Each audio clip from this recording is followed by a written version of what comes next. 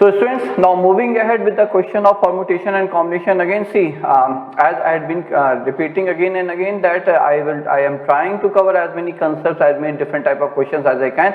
So now read this question and then you will find that it's a question of de-arrangement. So what the statement, question statement says, number of ways in which 6 persons are P1, P2, P3, P4, P5, P6, we name the persons, can stay in 6 houses. Okay, the houses are named as H1, H2, H3. They are numbered as H1 till H6. Such that P1 goes to H3. That means first person goes to house number 3 and none other goes to his or her home.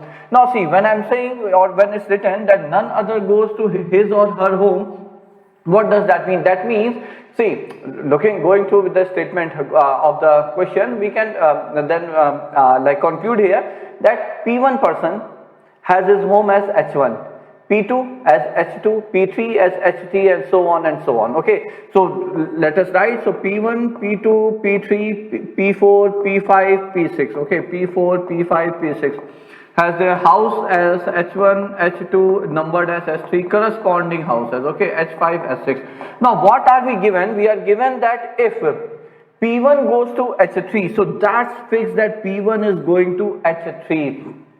Okay, now in how many ways rest of the 5 persons from P2 to P6 can go to remaining 5 houses, that none of them goes to his or her home, her house. Okay, now that's a question of de-arrangement, but with a condition, and the condition is that the first person has to go to the house of the third person, that is S3. Okay, now before I start, we should know and we should remember the formula for de-arrangement. Now what is it? So if I have to arrange n distinct objects, so for n distinct objects, of course, so if we have to arrange n distinct objects, how many ways of arrangement are? So number of total possible ways of arrangement are n factorial, but here we have to de-arrange. What does de-arrangement mean? De-arrangement simply means that no person should occupy his or her designated position or place. Like in that question, there are 6 persons, 6 houses. Okay, and their corresponding 6 houses. If the question statement would have been that in how many ways 6 person can stay in 6 houses such that no person goes to his or her own house, that's de-arrangement. What I normally call it as perfect disarrangement. Okay, no person goes to his or her designated place. Okay, like again one more example, there are 10 letters and 10 address envelopes. In how many ways you can put a letter in envelope such that no letter goes to its own envelope. Okay, so that's de-arrangement, perfect disarrangement. No letter goes to its own envelope.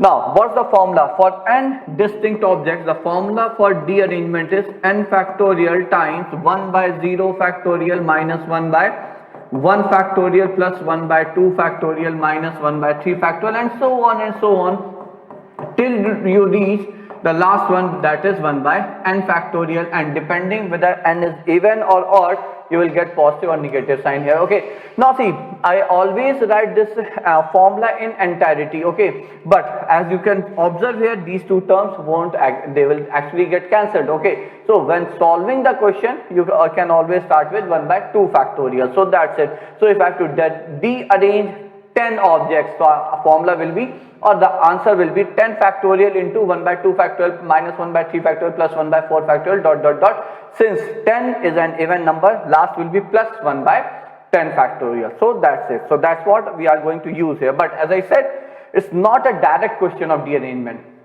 It comes with a condition, and the condition is it's fixed that P1 occupies the house of the third person. Now how to approach it? So my way of approaching it was, I said, okay, see, let us assign the third person whose house has been occupied by first person the house of the first person.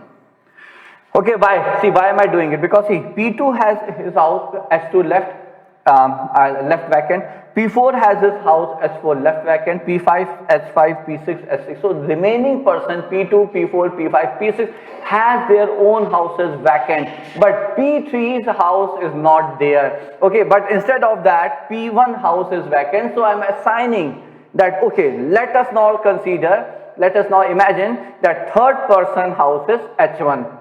Okay, now, so in that case, for remaining 4 persons, in how many ways? So I am sending for remaining 4 persons, number of ways of D arrangement. Number of ways of D arrangement. So I am sending person 1 to house H1 bachon. Okay, so that's your D4. So D arrangement for n objects is Dn. So D4, which will be 4 factorial into, as I said, 1 by 0 minus 1 by 1 factorial will get cancelled, 1 by 2 factorial minus 1 by 3 factorial plus 1 by 4 factorial. Okay, now this is the case when P3 goes to his own house, when we are assigning H1 as his house. Okay, and remaining goes to, none of them goes to his or her own house. Okay, but in totality, if you see, P3 is actually going to the house of person 1, so it's D arrangement. Okay, but the other possibility is, what if P3 doesn't go to H1. So these are actually two different possibilities. Either P3 will go to H1 or it will not go to H1. Now P3 not going to H1, as I said, we have imagined that now P3's house is H1.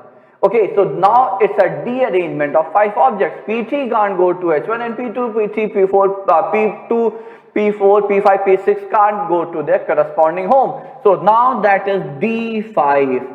So that is 5 factorial, 1 by 2 factorial minus 1 by 3 factorial plus 1 by 4 factorial minus 1 by 5 factorial. Let's simplify it. So what will that give? So 120, 1 by 2 minus 1 by 6, 3 factorial plus 1 by 24, 4 factorial minus 1 by 120. Okay, so that comes out to be 60 minus how much, 20 plus 5 minus 1, so how much, 40, 45, 44. So D5 is 44. Similarly here, how much is D4 bacho? So D4 is 4 factorial is 24. So 1 by 2 minus 1 by 6 plus 1 here. Okay, rather I'm sorry, 1 by 24 here. So it's 12. So it's 12 minus 4 plus 1. So 30 minus 4 is 9 here. So D4 is 9. D5 is 40. How much was that? 44. Okay, so therefore, since it's an either or situation, either P3 will go to H1 or P3 won't go to H1. So it's D4 plus D5. So answer is 9 plus 44. So that's a question of D arrangement, bachon. So that's a question of D arrangement for today. Okay, so we have already covered questions based on inclusion exclusion principle, and then like divisors type of thing, and then ball box combinations also I think we have already covered. Okay, so now that was the question of D arrangement for today.